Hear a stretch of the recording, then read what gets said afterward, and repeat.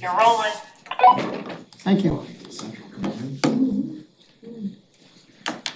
Okay, call the meeting to order for December 10th, 2025. Before we start, I'd like to read a notice of recording. Please note that tonight's meeting is recorded and broadcast on the Town of Barnstable's Government Access Channel and in accordance with MGL Chapter 30A, Section 20. I must inquire whether anyone is taping this meeting, and if so, please make their presence known. Well, thank you. I'm filling in for Doug this evening, and I also want to thank Constable Amy for showing up, the Shellfish Committee, agriculturists, general public. So we hope you have a good meeting. First item on the agenda is the approval of meeting of November 12th. I'll make a motion to approve the meeting minutes for November 12th, 2025. I'll second it. Second. Item 2. All in favor? All in favor? Aye. Okay. Chairman's comments. I only have one comment to make, and not putting anyone on the spot, but I'd like to hear from the recreational group if there's any concerns, anything that we can do better communication-wise. I'd like to hear it. Let's bring all these issues forward so we don't have issues in the future. Okay. Thank you. Natural Resources. Constable Amy. Okay, so I'll start off with the December propagation report, which was submitted by Cecilia Dunham. As we move into December, the propagation crew is shifted into winter operations, maintaining momentum from a productive fall. With both of our seasonal staff, Andrew and Aiden, having wrapped up their work for the year, the remaining team has continued to push forward to close out the growing season strong. Oyster season's growing well, with almost all our oysters now planted. The singles and remote set have continued to look great. We're on track to have everything on the ground soon, tomorrow. So far, the full pack limit is seeing mixed reviews. They fear oysters will run out, and we're still seeing that people may be over-harvesting for what they need.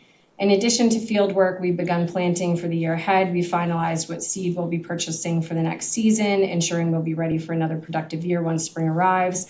Merry Meeting Shellfish Company won the bid across the board for the county. We're excited to be working with them again. They did really well with the quahog seed that we had gotten from them this past year, and it was our first year buying from them. Last month, we also had our volunteer appreciation party. In total for the 2025 season, we had 309 hours of volunteer help, which is greatly appreciated by the Shellfish staff. We've begun our winter maintenance of gear fixing and reorganizing. They've continued to clean quahog nets around town to ensure good growth for coming seasons. Anyone have any questions that I may or may not be able to answer about the propagation report? All right, seeing none, we'll move into what I got next, growing area updates. So, as everybody probably knows by now, because it's the 10th of December, East Bay has opened. So we have all of our little normal prohibited areas over here, and then our little micro pollution closures around pollution sources that we don't really know where they're coming from, but they cause these sort of little blips of areas that need to remain closed. And then of course our closed area up in the river, which has unfortunately not great enough water quality consistently to recommend like shooting for some sort of opening in there. Is it ever good?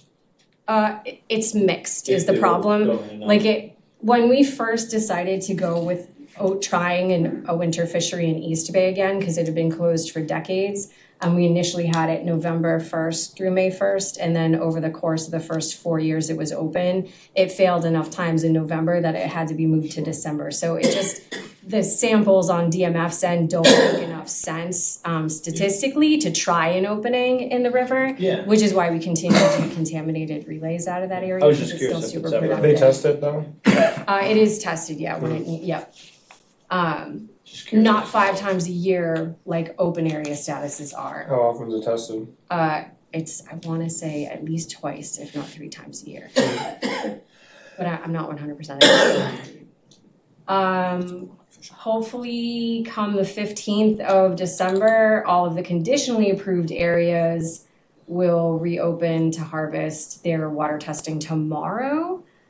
So we should know by the end of the week how good that looks like. And just to blow up a rendezvous to show that area that typically is closed, that will not any longer be closed, hopefully come the 15th of December. Any questions on growing areas? That'll open up? Water quality pending. Didn't open last year? No, it did. It did? Yeah, there were areas last year that normally would close September 15th that didn't for the first time in like 20 Can you go plus back years. to the rendezvous now? Yeah.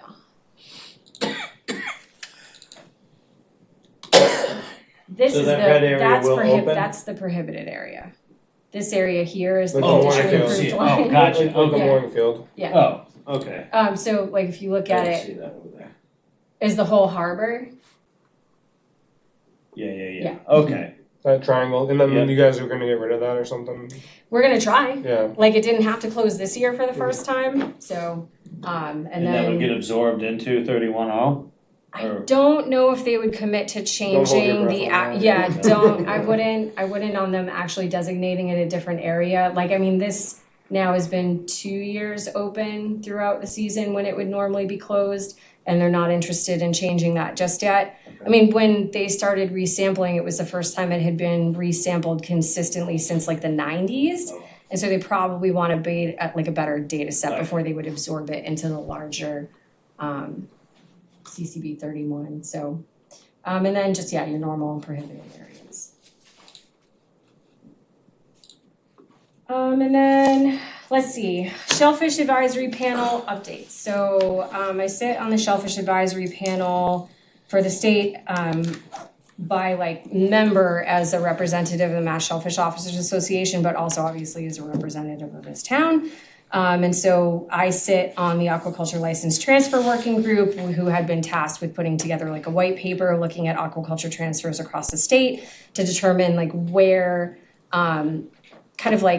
where towns that have had aquaculture long established, what they've learned, what challenges they've gone through, where they've arrived at, towns that are kind of getting into aquaculture, where they're at with that process, and then towns that are just trying to get into aquaculture, and basically forming another white paper to create like not a best management practice, but a sort of like framework for if you're getting into this. This is how other towns have done it. This is what they've learned. These are the challenges that they face, and this is how you may want to approach it.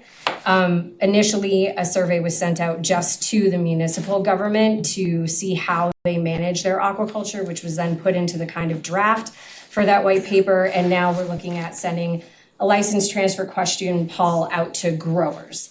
Because they're important stakeholders. Eventually, the state would also like information from just any stakeholder in general, but that's a pretty big ask, and even getting information from the growers is gonna be a challenge. So some of the questions that we had come up with to potentially go to aquaculturists include what's the primary benefit of aquaculture license transfers to growers who run a mom and pop operation? What's the primary benefit of aquaculture license transfers to more established, larger aquaculture regulate operations? When an aquaculture business is sold and a license is transferred, what is the benefit and or liability of having a license issued solely to a corporate entity, issued to a corporate entity with the individual license holder human, also present on the license issued only to an individual? That may sound sort of familiar from conversations we've had in this town over the past 15 years. What do growers see as the original intent of aquaculture, and how has that vision changed over the evolution of aquaculture in Massachusetts and the US? If there is a town where aquaculture exists but transfers are not allowed, what is the detriment to a grower who then chooses to pursue a license in that town? What is the opinion of growers with respect to aquaculture wait lists? What town do you operate in? Are you happy with the aquaculture license transfer regulations in your town? Does the ability to transfer an aquaculture license with the sale of a business make it more likely that you will invest more into your business, i.e. provide more financial security? Do you have concerns that ability to transfer aquaculture licenses will consolidate shellfish farms into fewer, larger operations? And what are your concerns with the transfer of aquaculture licenses in general? So we've been working with DMF to determine the best way to capture results from these types of questions. Obviously, just asking for somebody's commentary doesn't give you something really quantitative, but also the need to leave space open for commentary is important. So they're working out how to best get this into a survey form that will then be sent to the growers hopefully over this winter. The hatchery working group, which Chloe Starr also sits on from ARC, is looking at seed handling training initiative for new growers, possibly with a video, survey other state programs to assess their seed issues, and are they similar to the ones that we experience in Massachusetts, whether it's like individually or municipally. Possibilities for disease resistant spat on shell versus larger singles. The Green Crab Symposium did take place. Do you want to touch on that, Tim, at all? I talked about it last time. Oh, you but, did? Okay, there back was in- another one actually this month. that I Okay. missed, but- So basically they're trying to look at like rebranding issues that you guys probably covered last month that I won't get into then, increasing the monetary value to incentivize fishermen to actually participate in it. Shellfish sales transactions, there's not gonna be any more embossed cards, so that's weird. The The blue cards. yeah, the That's- machine that they've had since Jesus is now broken, and the technology is broken, and so there's not gonna be any more embossed cards. So what we had suggested was that until they figure this out, that anyone that had a 2025 be able to continue using their embossed cards, because if you just have the ability to print and reprint them, and when you go to the wholesale dealer, like who's necessarily checking if you're actually that person? What's the point of the card? Well, it's based on entirely like that system from which it was created that then works. What's with all it the like? What's it wholesale like? What's dealers it that have preventing it. from happening? Because like if you just sell fish or something, you need that card, and you just It's have archaic. you have to give them the. It is, you have to but show they the don't dealer have the a current- solution going into this new year that makes really That's why sense they're from an going all enforcement electronic in perspective. 2027. No, but why is it different Right, than yeah. fish? Why is it even different than fish? Yeah, okay.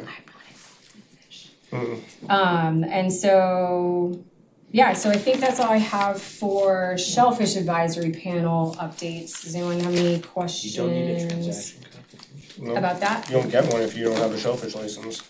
Interesting.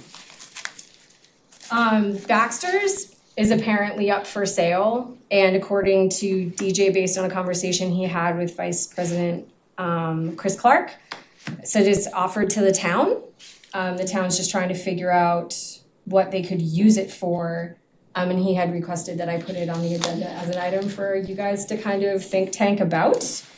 He said he thinks a fish pier would be a good scenario, if not best scenario, would increase landing in Hyannis, allow 2 or 3 markets to rent it, maybe add an ice house. But he definitely thinks the town should buy it since it's being offered to the town. So I would just welcome whatever discussion it is you guys wanna have about that, since it's kind of new. Yeah. Notorious for catching They're lots gonna of change injured it to like the gulls. Chatham Fish Pier possibly. Yeah, Situation, you know what I mean? Like have a couple bays for businesses in there and. wouldn't necessarily be bad for like an additional landing area, since we still have to get a letter of authorization to allow transactions to happen over in the grassy knoll instead of at Blish or Millway, so. But yeah, any Not a ton ideas of you not guys? a ton of commercial shellfish activity in Hyannis, but for other fisheries, you know, for Yeah. certainly, you know. I highly encourage the town to buy it. I know, right? Yeah. Alright, well, Better than apartments sitting there. For sure. if any questions from the committee before we go to the public? Alright, I just had a comment on the Baxter's thing, being right there at Highline all the time. All the commercial surf claimers that come in and offload at the town pier there's always a log jam. So if there was another option for them to offload there too. Yeah. They dock there anyways, a couple of them do. Yeah. It'd be beneficial for sure. I will say I have concerns over some of the spills that happen, sort of. Still seem to happen no matter what, you know? Yeah, They it's come true. in and they offload their clams, the boat tilts. When they're offloading the surf clams, activates a float switch in the bilge pump and it goes in the. Oh, I'm not even talking about that, I'm talking about like, slicks of spills of things that seem to be. Yeah, oil. That's what I'm talking about, bottom yeah. of Oh, so it happens to them too? Yeah, cause when they Oh, okay. offload the surf clam I cages, haven't- all I that haven't had to weight, respond to any of those. all that weight tilts the boat. And then it seems to my opinion, I think it's activates like a float switch for their bilge pump Okay, and then sends What it kind over. of to stove the- are you talking about? like diesel, Like from, like, That's, this this from is, like. is the same propane. thing, this is, They- yeah. they fuel up there Just too. large enough that it requires Ain't like none of those fire tanks holding. department Yeah. and DEP. Yeah. That would have to be Yeah. like just negligence on fueling or something to, right, how does it happen? How do you? It this Something happens a like bunch. that. We've Yeah, had them, yeah. we've had them in Highline too. Mhm. The fuel guy had a heart attack while he was fueling the boat Oh jeez, and yeah. Yeah. And he was alone. yeah, I would do it. yeah, I think it happens to every single boat down there at one point in time. and those trucks, they don't shut off, there's no squeeze, it's a throttle, yeah. Now they fuel up the, like the, Rachel Leah and stuff gets fuel there too. Mhm. They back down and fuel them up. Cool. But I just think it would be a good idea to have another option for them to offload. 'Cause Oh, yeah, it's absolutely, always- and I know that's something that planning and development has seriously been looking at, And there's plenty of parking over there. Well, like There's those, a lot of parking. it's good for tourists that they had that thing on top, like the Chatham Fish Pier, I mean, those people just go nuts over that in the summer, Yeah, we have you know? Yeah. we have the biggest You know, harbor on the Cape and we don't really have an option like that, you know, it's kind of a shame. Yeah. Okay. Any other questions for natural resources? Okay, 2025-2026 seasonal dragging discussion. Yeah, so this hadn't popped up in recent months. Could be on me, could be on anybody really, but it's winter time, we're approaching winter time. Past few years have been a little contentious, but I see value in dry dragging. I see large potential value in areas that are slated in the 10-year comprehensive dredge plan to be, worked by the industry prior to those projects taking place as mitigation ahead of, whatever required mitigation or, whatever mitigation we can get in CIPs moving forward with those projects. So these are just the maps from last year.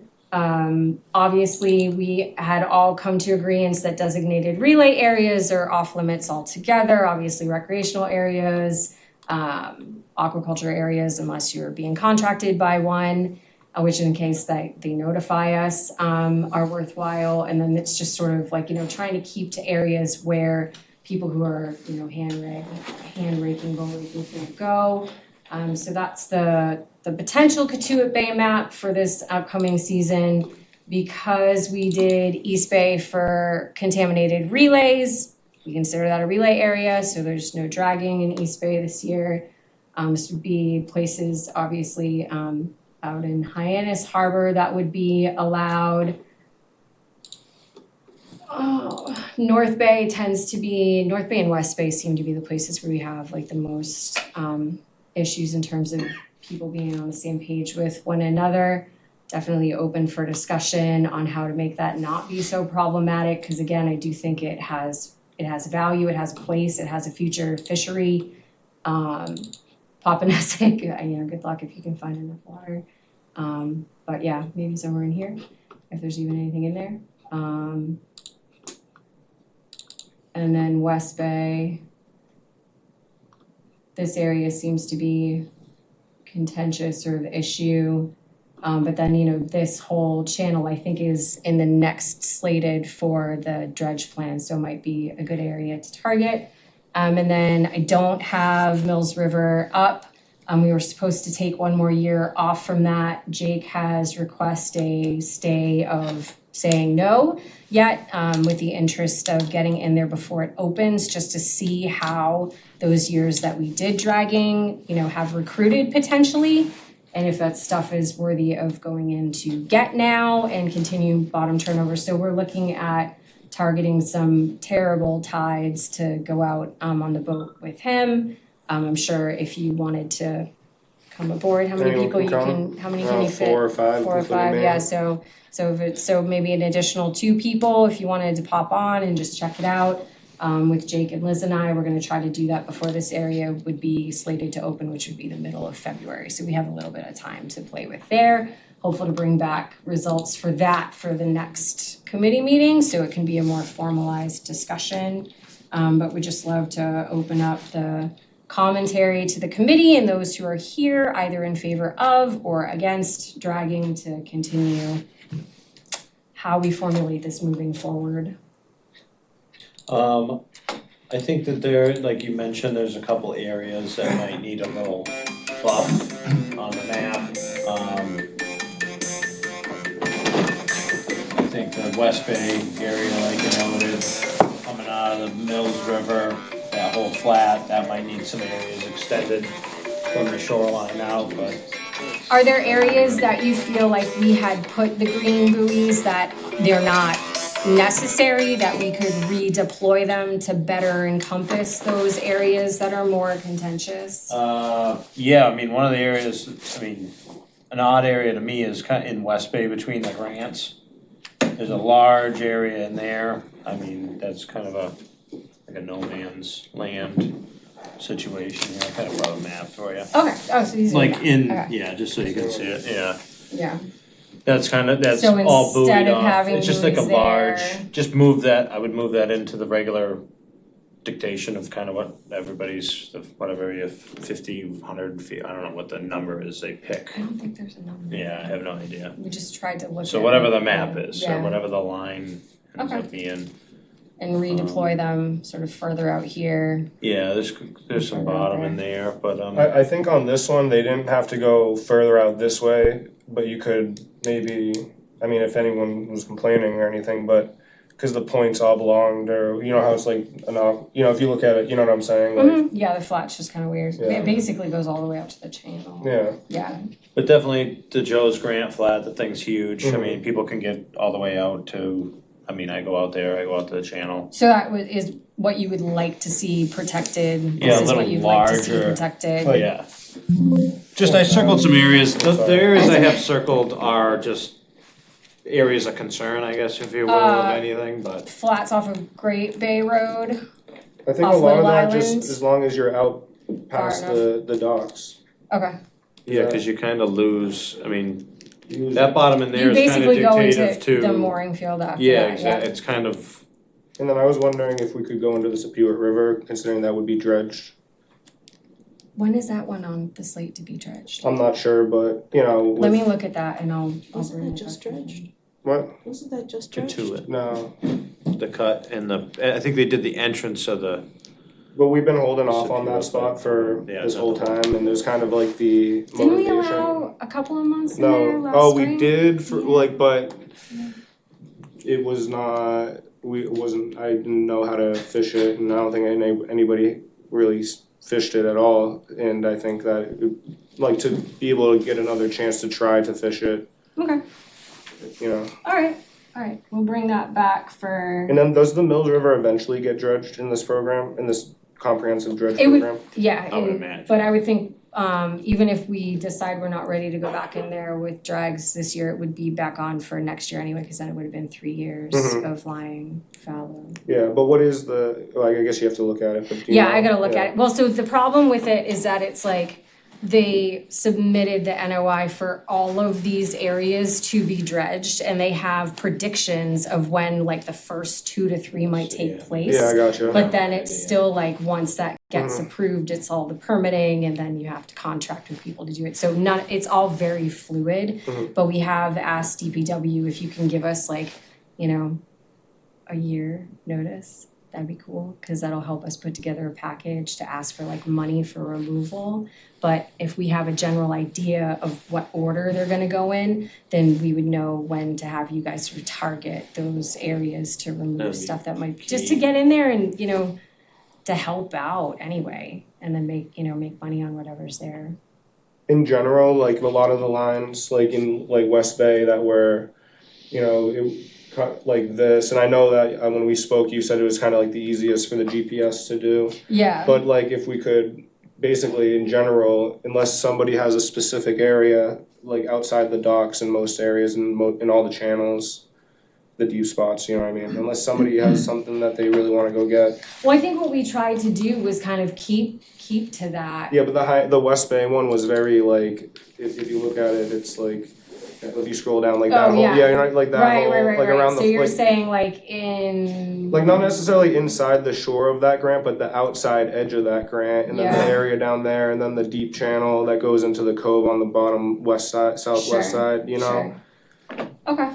And like, we're not gonna go, one of the reasons too about I would like to mention about around the grant areas is that it isn't, you know, I haven't seen a ton of effort there, and from people that do, they complain about how much quahog shell's there. Not necessarily from the farmers even dumping it on purpose, but just ice moving things and the tide, and just throughout the course of how long those farms have been there, the edges of those banks are caked with shell, but there's clams in them, and we could go in there and it'd be easier to Kind of clean it out, cause So in West Bay, on either side of that channel, there's 2 sandbars. Mhm. Did you drag that? No, I mean, like, the sandbars are really on the farms. Like the spots that you're thinking of it's primarily on the farms. Yeah. There's a little sandbar, I guess, like maybe the first 2 lines down to the left there. Yeah, like. But then nothing, that's a little one up there, that's a good Yeah, flat and up there's there. like that. That's yeah. where but that's an area that you Super could, shallow area that's an there. area that's, you know, gets shallow real quick, and it's not easy to, It wouldn't be for dragging anyway. Yeah. Okay. I did get commentary from Dave Ryan, who wasn't able to be here today. He just said that, Jake had reached out to let him know that there's a discussion next week related to dredging. He said he'd be out of town, so wanted to give you some information by email. I hired Jake in August and September 2024 to run his dredge over parts of SGO 16 in West Bay. The site has been underutilized as the eastern half of it is soft bottom and the oysters don't do well there. Jake's efforts of approximately 48 hours made some improvements to the substrate conditions and allowed me to slightly expand our planting area. It's still not as firm as other parts of our licensed site in West Bay, but the dredging activity showed enough improvement that I'll do it again in areas that are still not ideal. So, it's, still, it's still anecdotal, but it goes in line with a lot of the, studies that have been done that show that the bottom turnover can be beneficial if it's done consistently but not egregiously over time, so.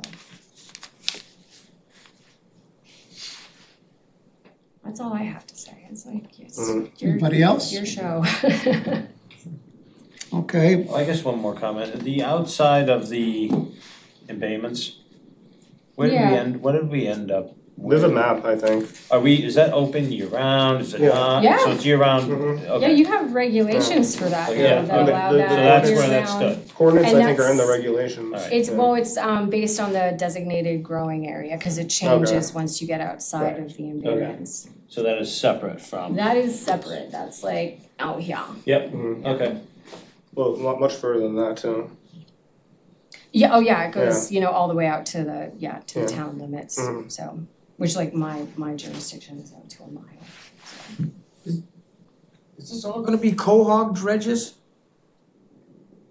With the dredging? It's just, dry drags for quahogs, yeah. The big ones, right? They vary in size, but the drags vary in size, but they can, if they're digging in the area that it's allowed, they're not specifically targeting chowders. In the Mills River, it started off as a pilot to turn over the bottom and get rid of some sponge, get rid of some chowders, make room for new seed. In other areas, it's to deal with habitat degradation and not necessarily presence or excessive presence of chowder quahogs.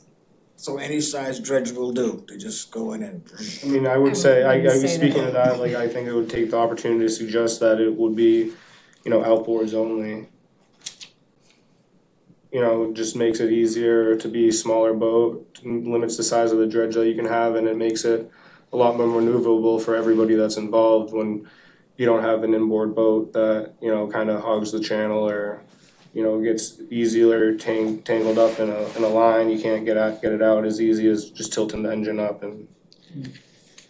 I don't necessarily agree with that. Okay.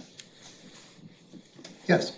I think that's a pretty gross misrepresentation of the reality. I think that if anything, the outboards have less maneuverability That's with my experience, haven't done it with an inboard boat. I think the whole issue of dredging in the bays should be re-examined again. I'm not for it at all. Haven't done it. I think it's just a little too much conflict between the dredges and the hand rakers, and I think it's, I'm not for it. I know some other people feel that way.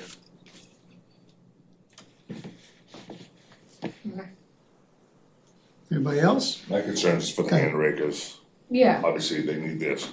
they need the space. They need their space. Yeah. If there's this particular spot that is, they need, like, I mean, I feel like we're covering that, you know, if there's something that we overlooked, Well, I don't hand rake myself, but obviously these guys do. They've had some issues with it, so. I mean, I've had some Obviously. impacts, I mean, I would be the first one, I've had a couple impacts. I feel like we've been progressing our way out of those impacts. Yeah, That's why I feel I like. mean, I was a once we hand get the raker. list of these places that are gonna get dredged, so it's a little It's less of just- a conflict. yeah. It's tough to say Exactly. to just not dredge, because if you just not dredge, then when it's time for all these actual dredging projects to take place, that tool is now no longer available to either move clams, get clams, or anything. That's just gone. The clams will be just gone. So it's something I encourage everybody to carefully think about. It could benefit everybody at some point in time in the room, more than one way, whether you take them on the dredge or you go get them relayed or however it works, but that's my main reason why I bought a dredge, is because of the 10-year comprehensive plan, and I hope we get to use them to help remove the cohogs for the dredge plan. on that same note, the vast majority of cohogs that came out of the Centerville River relays this year came out with utilization of a dredge, and now hand diggers are able to get those this winter without any competition from the dredge. So there can be, I think, a coexistence of the two. I obviously don't think we're there yet. It seems quite obvious that we're not there yet. Yeah, I mean, I think high impact areas like Just East Bay, Make them like, there's people, you have known shore rakers that are going to gather there, there's a relay there, and again, the whole entirety's gone. I guess that'd be my only other, if there is other areas of conflict, which I don't really know of any that are in that that are not on this. same, Yeah. yeah, it's Yeah. the same strata as that. Yeah, Again, I would push for pulling some of those lines out and pulling some, you know what I mean, just needs a little. readjustment. Yeah, I mean, and there's definitely some areas where hand rakers are affected, 100%, like some of those, how the maps are now. Yeah, you can get affected, I mean, I've gotten affected, Okay. you know, it's like in front of North Bay, I've had some problems there, or in front of the Mills River. Bring that out so people, you can't get trapped in a ditch or anything, you know, it's this is what they were here for, you know what I mean? Yeah, absolutely. It's years in the making, and You have a lot of areas in West Bay that when the tide goes out, it is walkable. I mean, you can get way the hell out there and you can walk through those areas, and that's what we depend on. At high tide, that's when the dredgers come in, because then now they can go over that. can you circle those areas? This is, I've seen them out there doing it, and just right out in front of West Bay right there, off of Joe's Grant for one, down at the. Yeah, so we would like to Yeah. close that. Draw it out on the map so Yeah. we can determine, And make a then across, determination. across the other side also, right there where we all walk out, we see dredging in there. And, when it was first going on, I walked through the Mills River there, fell in tunnels and holes and coming out. And it's not, I mean, I wear a dry suit, I'm lucky, because I've stepped in those holes and I've gone bloop right up to my neck. How You get deep caught is in the waders, you don't know they're there, because it's dark water, and you're just tripsing along, and all of a sudden, bloop, you fall into a cavern, and you don't know which way it goes either. So it's dangerous to have those areas where those dredges, it's good, yeah, you can put them where they need to be done, and it should be monitored. If you're gonna dredge an area, stay in that area until it's done. Don't go jumping all over the place, and then, because we don't know where the hell you're at in terms of these death traps. And they can be deadly. They can be very damn deadly. Especially in waders. You fill up and you're going, you're not getting out. Dry suit, I'll float. I'm lucky. I fell in one and I floated right out. So So it happens, don't say it doesn't, it why don't does. I come back with some 2026 maps in January? And we can revisit So modified. the topic, Yeah. yeah. I can send them out to the wild fishery ahead of the meeting as soon as I can meet with GIS, based on commentary today. So that way you have a chance to comment on it prior to the January meeting. So then hopefully we can make a decision in January. I would push any public or anybody at the table that if you do have areas, Please mark up a map. please mark them up. Yeah. That's why I brought my maps. I Yeah. circled my maps. All of these maps Send are 'em in, available mark 'em up. online. If you That's have all. areas that you think should be That's it. not at all, draw a Yeah. line out to there, so that way I can work with GIS to best guess where that is, and then I'll bring them back in January for review and hopefully approval. This, one more quick thing, please. When you, over there at Point Isabella, where that comes right down on that drop right there in the channel, at Point Isabella, that place is loaded with cohogs, but it's got 10 billion sponges. You can't Like get, this whole area here. it's right when you Down, come into the right bay. down. Oh, yeah, Up, but it's right. mostly Okay, closed. I mean, yeah, when we plant this area off of Sand Point, we have to remove sponge Yeah, it before is. we can dig the bottom to plant That's where seed they should there. concentrate those dredges and get in there and clean that sponge out, cause right through that channel, it was great digging there, but you can't even get your rake in. Yeah. And you have to fight So for that 20 means- minutes. If there's places we should, again, remove, like A I would, closure. I would honestly agree from that If you end want off. dragging to occur in an area, Could you go in between the you two know, farms? It's, you know? that is, You know? last year was the first year that we created these maps and, you know, we created them out of like, you know, an honest attempt to, Let's all just Try to draw move this maps forward. and just. That's what I let's think the all best just draw solution maps and is just submit them to Amy and then she can Yes. compile that information with and then. GIS, cause yeah. that's their job to be really smart at that. And I will just take the maps and bring them to them.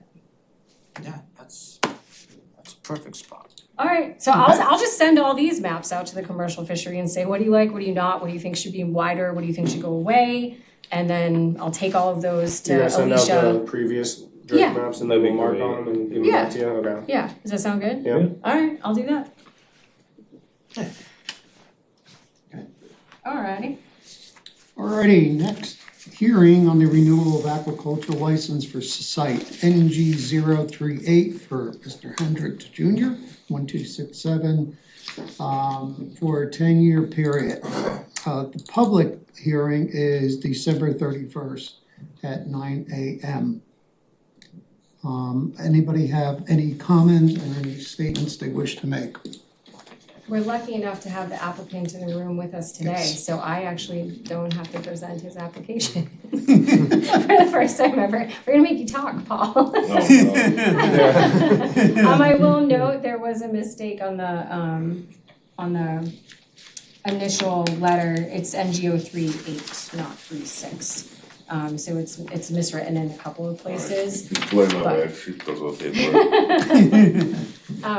So we've had the site for a hot minute now. 15 years now. It looks like, yeah, 2011. Yeah, so your 15th year or something, I yeah, think so. Yeah. yeah, cause you did 5 and then you got, then did 10. Now I'm on my second 10. Mhm. Dang. So you're still keeping everything pretty much the same?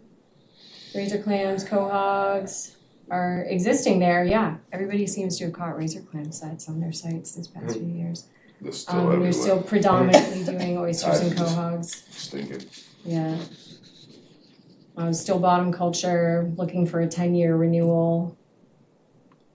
I can say Natural Resources doesn't have any opposition to the renewal. Paul's a well-established grower, runs a decent operation, is up to date on all his paperwork and fees. So, yeah. I don't know if anyone has any questions for Paul. No. Where's it located? Oh, in Barnstable Harbor, you're in the north. South. Southeast, Southeast yeah. section, yeah. Of Almost the the most south, aquaculture second zone. Yeah, east, probably the the- most Yeah. south, He would be your Almost. neighboring NGO 35, right? Yeah, right across from Yeah. Dave Ryan's big setup there.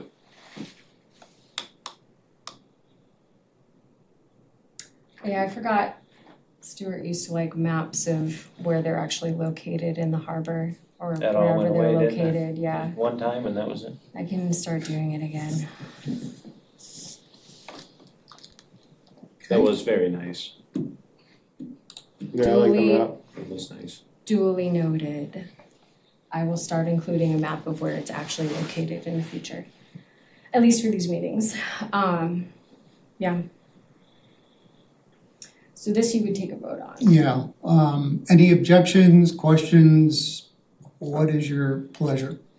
I'll make a motion to approve, grant and To recommend. to recommend to the town manager to approve the, renewal for 10 years to Paul Hendricks for grant NG, what is it? 038. It's 038. What is it? 308? Oh, 038. 038. I'll second that. Any questions? All in favor? Aye. Alright. Okay, motion carries. Congratulations.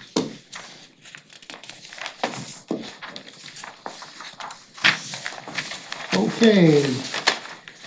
Applicant WYC Sailing Educational Foundation. We have a representative here. I'd like to talk about that. Sure. Okay. John O'Day from Sullivan Engineering Consulting. I don't have the plan with me, but this is the Wehano Yacht Club. And this is a proposal to replace their concrete boat ramp in kind in this place. And we were at conservation a couple of weeks ago when it was approved.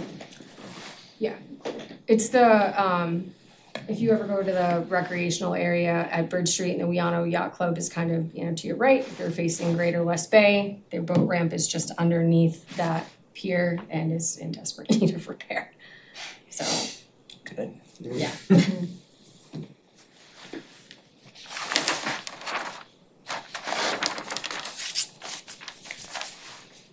So yeah, that one already was approved on the second, so, and we didn't take any issue with that one. Do we need a motion? I don't think so, no. Just a secret launch. Just a thank you? Yeah, thank you. Yeah, I've slipped on it many times, so thank you. All right, moving along. Project location 2450 and 1452 Main Street, 89 Shepherd's Way. We have a representative wishing to discuss that. We do not, but it is a massive undertaking of Oh, marsh my restoration in the Greater Marsh. I encourage you to look at the plans. I don't have a big copy of them, unfortunately. Oh, that's. Where is that? So that's why it was crabbing. That's up, down Calves. I don't even know what I'm looking at. Hinkley I'm not gonna Pond? lie right here. What- Oh, yeah, so Hinkley Pond is in there somewhere. it is. What are they doing? It's to the way to the Filling in right. all the grass? They're attempting salt marsh restoration. It's a very hot topic now, and it's something that, the Barnstable Harbor marshes unfortunately are not in the greatest shape, and so there's a lot of efforts to revive them undergoing, and so Mass Audubon is currently trying to on some of the parcels that they have in the harbor. There's a lot that. I still don't understand where this is at all. It's, so if you were going into Calves, Calves, yeah. take the left Yeah. and just try to keep going. It would end up, south. There's a site South, okay. in there, and a site Ah, in okay. there. I see it. It would be the southeast corner of, I guess. So they're gonna, what, are they gonna put dirt in the trenches and then plant it? I honestly have no idea. How you gonna have that? It's a Just put little humongous, grass in it's a there. humongous project, and I wish the representative showed up tonight because I am not by any means in this arena of education. And so it's something that I haven't even had a chance to dive into yet. We knew it wasn't gonna be like super impactful to Can you zoom shellfish, in, down, just under your cursor? just to here. No, Where's that go river? way down, Down right here? there, yeah, zoom in there, Probably. so go way. Too much zoom. Too much down? Let's see it too. Now you gotta go to the right, no, go to the right now. right there. They're gonna do a marsh observation. Oh, I guess that's not it. Do we know what the Is that an results of island? that conservation hearing was That's on an the island, second? right? That's Hinkley Pond, I think, right there. What? Right there? Yeah. That's an island, it looks like.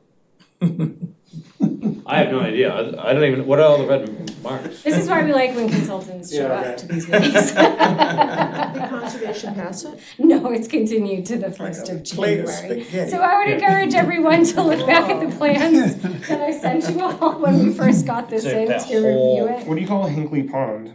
What's that look? It's an actual pond. Yeah. What, a natural pond? Yeah. Yeah. It used to Oh, be a that herring pond, run that a million pond, years okay. ago into that pond. Mm-hmm. You got Sandy's Trail there. You said That's Yeah, the- well, cause that's off the- of the Route six ice A, there's a pond. little Mass Audubon parcel that you can walk out. The only reason I Oh, know so that's this where is the because lookout I've had, platform is. and Okay, that's, gotcha. cause I know I've what had you're saying. like, deer hunting issues there in the past. You just and can't have a so- gun in there. Yeah, You can walk through there. no, part of it is huntable. And that was continued to what, the first? The first of January? January. Yeah, sorry, the 6th of I January, was gonna say, whoa. to a holiday. It was continued to a holiday. Right, thank you. Yeah, so that's continued to the 6th. So if you take the chance to review the plans and have any questions, I would definitely direct those to Mary Rimmer of Rimmer Environmental Consulting LLC, as she is the representative for that project. Her email is in the notice of intent. It's like a big, long project. Oh, yeah, yeah, I'm sure it's a long way to actual fruition. Which is weird, cause those are just all up, they're all upland houses. There's not, all those houses that are even, if you're gonna do it for beach erosion. Oh, no, it's Dude. strictly for salt marsh Yeah, I restoration. know, it's why, yeah, I know, if there's no, they're doing it for fun or something, Mhm. because there's no effect, there's literally no effect on their home at all. No, well, so these are all Mass Audubon. Audubon parcels. Oh, this is for the Audubon, Mhm. gotcha, oh, Yeah, oh, they're oh, all oh, Mass Audubon parcels, they own those parcels, so oh, this is have all fun part of them working for it. working You can't on- hunt in there, but you can commercial fish in there. You know, like you can commercial fish in there, but you can't hunt in there. So, I mean, you can hunt those parcels, it's not like Barnstable Land Trust where you have to ask for permission. Oh. Typically, Mass Audubon, unless it's labeled otherwise, they have areas that are legally huntable. Okay. So I don't know what to tell you about this one. I was hoping somebody was gonna show up. It's big. Yes, it's big. It's big and it's outside of my educational foray. So I don't know. Yes. I was at a friend's in Barnstable Harbor and they had a presentation by Ian, the guy that's the Audubon guy that's in charge of it. Ian Ives, yeah. Yeah, so one of the things they do, as you mentioned, they take straw and fill in the channels. Mhm. So that slowly sediment builds up and stuff, so they eventually will build up those channels. So that's one physical thing they do, but they're not digging out anything. No, I wouldn't expect them to dig out. They're trying to fill it in, but I didn't know how they were gonna restore it without adding a lot of material. And That's it. yeah, Straw but in the that's channel. gotta take I feel like that's gotta take years, right, for them to Yeah. fill it in, right? Yeah, Yeah. gotta get started somehow. It's kind of like the project off of Rendezvous. That's not gonna be an overnight No, no. solution if it works, you know, it's Yeah, they're it's literally tiered catching even from yeah, like they the catch it. first to second to third stage, so.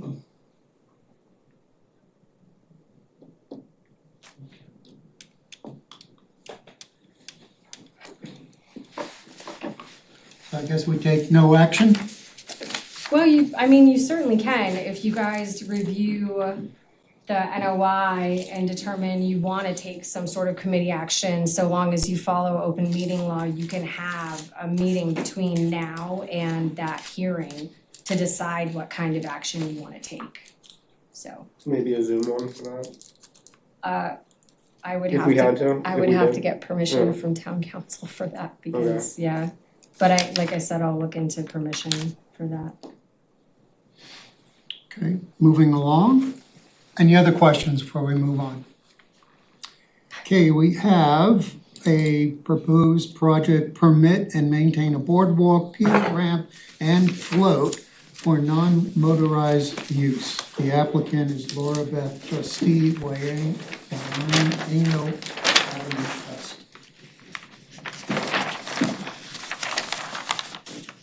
So I'm John O'Day from Sullivan Engineering Consulting. I'm here again. I do have a full size that you can pass down if you don't wanna look on our screen. But this is in East Bay, off of East Bay Road. There, from this property out towards Douse's, there's, I think, 5 existing piers. So this will be the most westerly. It's a boardwalk, it crosses just under 100 feet of salt marsh. And then there's about 17 feet of beach, and then a ramp and a float. So I think it goes out about 30 feet from low tide. Float would be seasonally removed, there'd be float stops. This would be non-motorized, there is no water anywhere in the area. It's similar size to the other piers. We have more marsh and less open water, but kind of extending out a similar distance from the road, I guess, per se. Is this kind of looking down Centerville River? Yeah, I think if you look straight across, you'd be looking down Centerville River. Yeah, it would be That was It's right next to the right. boat ramp at that corner. of East Bay Road. 285 feet from the boat ramp. That's correct. If you're familiar with where oyster propagation, Yeah, that was my area is question, there, it's how about does 10 that- 10 feet away from. Oh, really? It's like one of the areas that actually has still firm bottom. Would this affect you guys? I mean, I think like our only issue with it is that, you know, the boat ramp is right there and people store their non-motorized Yeah. vessels there all the time, so it just seems a little much to ask for pier ramp and float in an area where there's no no water. water and decent bottom. Yeah.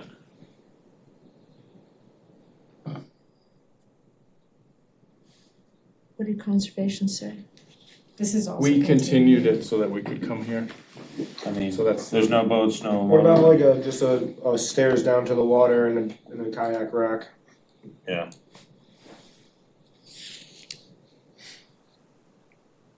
Little thing. I don't see the whole point of having all the stuff if you can't have the stuff. Say that again? If there's no motorized, I mean, It's there's a lot 0.3 of feet at the apparatus. dock. How many feet on the dock? At the end, it's 0.3 feet or 0.5 feet, depending on which one you want to. Yeah. So it's already existing, or they're trying to add? No, trying to add, Yeah. trying to put It's it 6 in inches here. of water. Is it, So you know that little, here's the East Bay, Centerville River comes straight down. There's a little creek next to us, and I think that's probably the area that was. Yeah, this that is permanent marsh. Closure. That's the house that comes down. That's probably Is it a- across. firm bottom or is it nothing? It's good bottom. You could walk it. So you can, if you come down the steps and your kayak is at the bottom of the steps, you can get in and out. Mm-hmm. You don't have to be like we can't because you'd sink in your, up to your knees in mud. Where's the creek in relation to, is this the creek here? Right, yeah, you can kind of see the salt This is marsh it? line, this is, that's, Okay. that flows out underneath East Bay. And because of that outflow is why there's that small micro pollution closure when East Bay is open. And there's docks already here? East, all the properties There's only- going east have docks. These ones, it's a little deeper water where those guys So are. this one. Okay, where are we proposing this one? Right there, see this big flat that comes Should out? be Yeah, walking yeah. on Right it. there, they want it to be right here, Seems useless. right there. They don't wanna walk in the grass. Yeah. They're just saying this something. Well, maybe they could get a little walkway so that they don't step on the grass, but. Yeah, I think the float, I think it's a pretty overkill. Those other docks also non-motorized? Depends on when they were permitted and. Yeah, I know we did the 2 closest to There's a couple houses, and I think those were not motorized, those are the last 10 years or so. I'm not sure about the ones in between. Is there any shellfish concerns for this area? Yeah, it's good bottom. It's rated an 8 out of 10. Granted, when the survey was done, there wasn't many shellfish present, but that doesn't, you know, it's a snapshot in time. as we all know, there's not a lot of water in East Bay. It's one of the only places we have like wild oysters that exist, and they exist along that shoreline. I believe Dave found some in his survey. So yeah, we have concerns. Our division sees this as overkill. I think there's a simpler way to accomplish what they want to do without. The Civil War. I was there last year digging, and I would agree wholeheartedly with the 8 and little shellfish. They were shellfish, but not. Yeah. But it's good, like you said, go by. If you guys are propagating all the Yeah, if you it's wanted just to plant more- it, it'd be. It's just more bottom that could be used for grow out instead of areas where, I mean, that's perfect. Pretty accessible to Yeah, the it's a public right perfect there. area for that, you know. Everyone can walk to it from the Dowson's Beach. When's the conservation hearing in January? The 6th, not the 1st. What is less impactful for these shellfish, having a float or having people walking it back and forth and using? Oh, walking, I would say, is less impactful than Not a having a permanent structure that permanently removes shellfish habitat.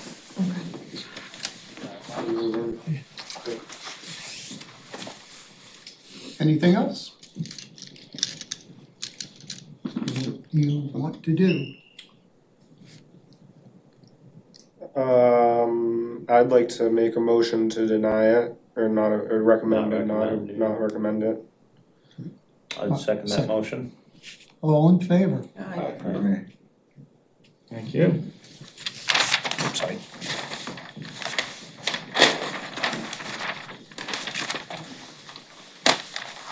Next on the agenda, the purpose program discussion. Continue. Still talking about it. We are, because we're gonna be talking about it probably for a long time to come. The chair did want to make his opinion known. I am speaking on his behalf.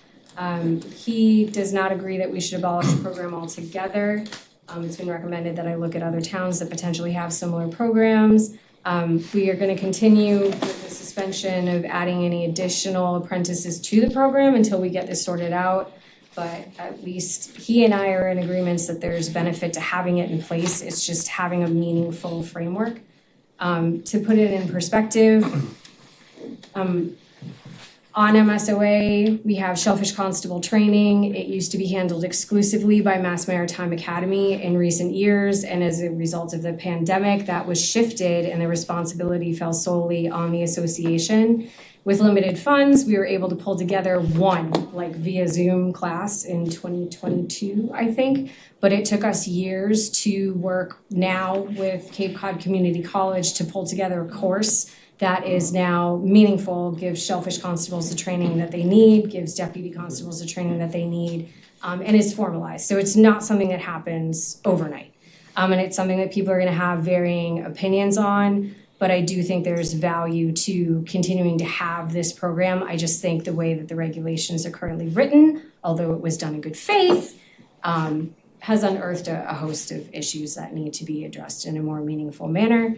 So what I would like to do is between now and the next meeting, do a little bit of a deep dive now that we finally have that college course up and running starting in January, on how other towns potentially approach this issue, if they approach this issue at all.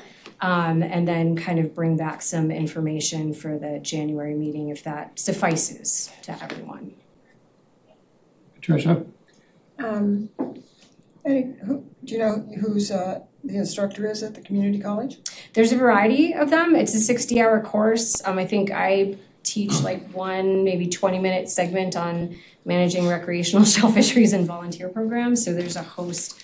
Office of Environmental Law Enforcement is involved, Department of Public Health is involved, Division of Marine Fisheries covering a number of topics is involved.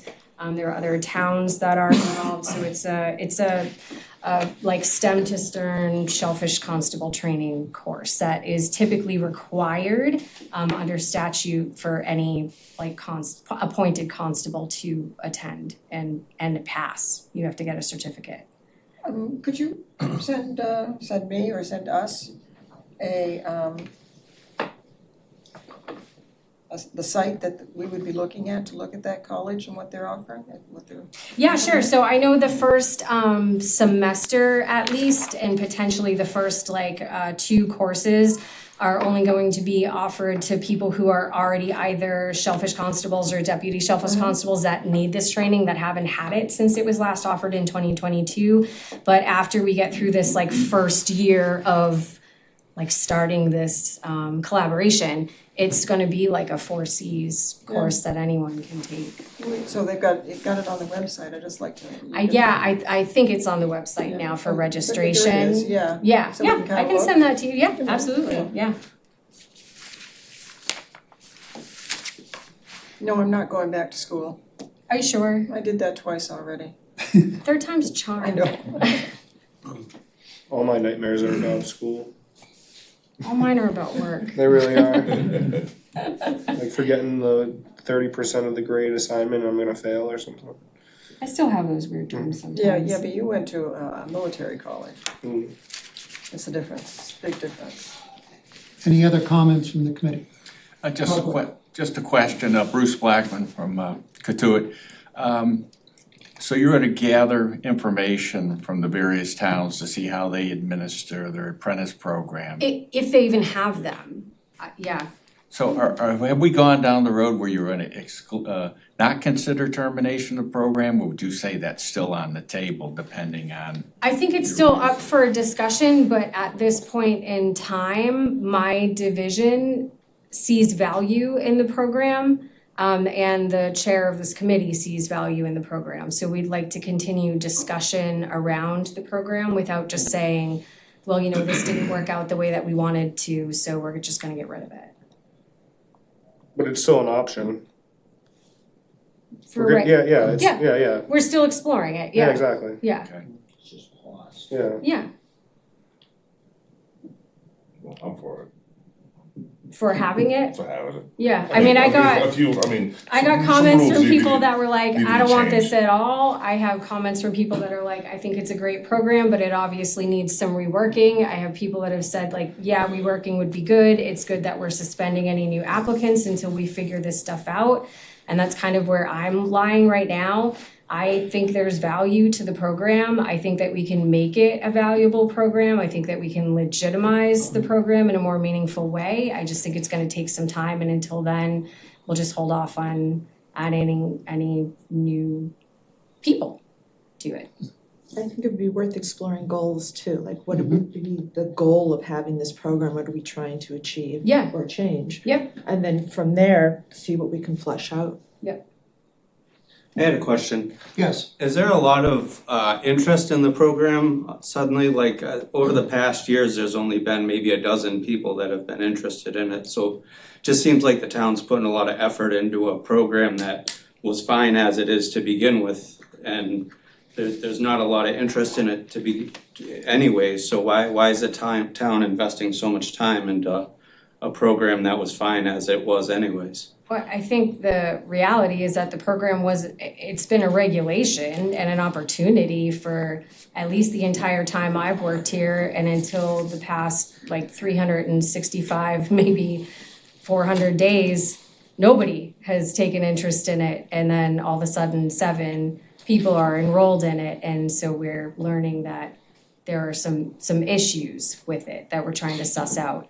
You know, like when Scott Laurie was here a couple months ago and said the intent of it was to do this, well, that's fine 20 years ago. It's not 20 years ago anymore.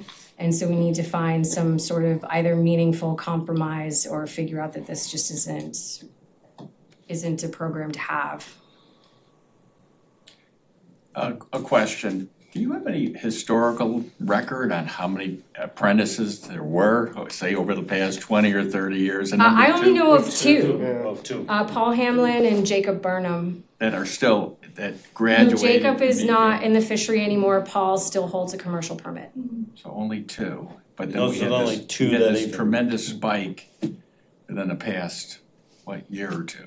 Which is interesting because that didn't happen until Paul Hamlin had somebody that was potentially interested in participating in the program, which then sparked a conversation around revising the regulations of the program, which then resulted in us revising the regulations of the program, which then resulted in where we're sitting here today.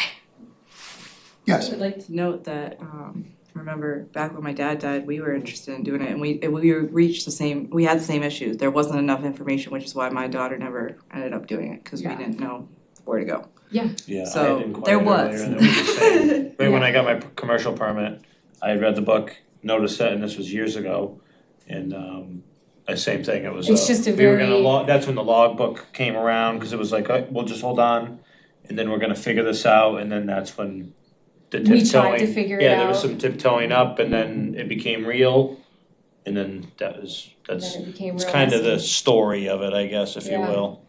There was questions, inquiry, and then that's that, and people have kids now. I was gonna say Yeah. the age range and everything. I think that it's a good idea, but like so many of you have voiced an opinion already, that it needs to be better defined. Mission statement, sort of syllabus, core objectives, resource material. I mean, we have the opportunity to really do something great. So let's just not do it half willy-nilly. I think there's enough resources on the committee, outside the committee. We have a lot of retired teachers. And it's a great resource. I know that there's one lady at Bars who was a superintendent of text and materials. And, you know, again, there's resources out there to make the program great. So let's not ditch it.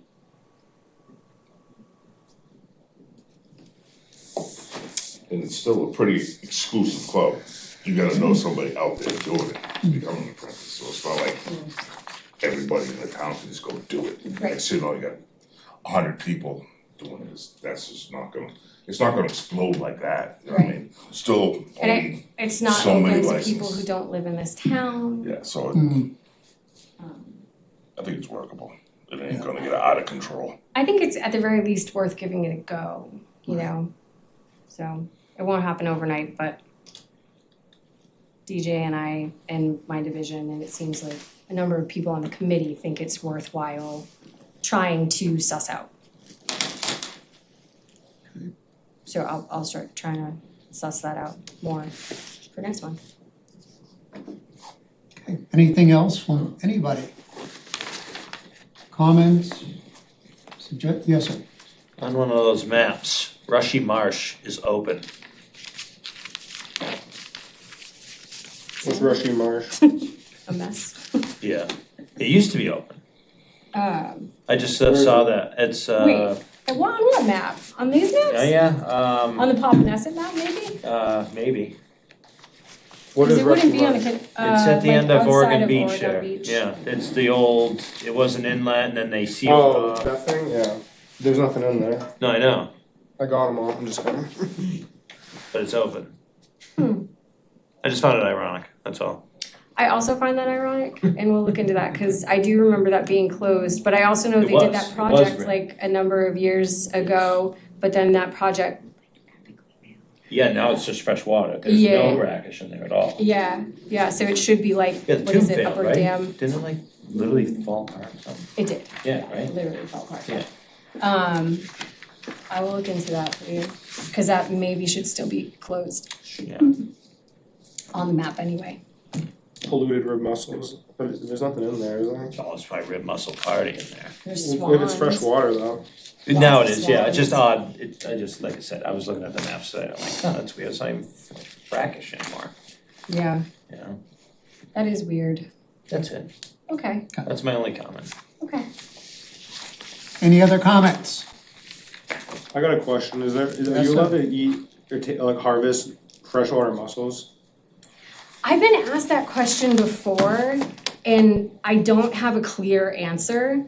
In that, absolutely not, but most of them are endangered that are present, so. Yeah, I'm just curious. So no, like we can't even legally do, there was a proposed project in Middle Pond for a pier that got approved next to like the mouth of the herring run where it goes into the, well, close to, not next to. And so we had wanted to go out and take a look at what was there, and were very quickly informed by the consultant that that was not legal because we were not certified to do those types of surveys, because the vast majority of freshwater mussel species that we have present, at least in this town, are endangered species. There's quite a few nut types, isn't there? There are, Like 3 or something like that, I think. yeah. Certified There's at is least what you two. wanna be. Yeah, the certification process is tricky. I know Liz, the shellfish biologist, is interested in getting certified. Interesting thing. Yeah, because, you know, who knows, once we're done filling up the saltwater coastline with stuff, we're gonna have to fill in the inland too, so. But yeah, I'm not sure. I personally wouldn't recommend it. But, you know, lots of river otters eat them, so, and they don't care if they're endangered. Anything else? I will make a motion to adjourn this meeting. I'll second it. All in favor? Aye. Thank you, because you guys have been doing a lot. Right, another. We have homework.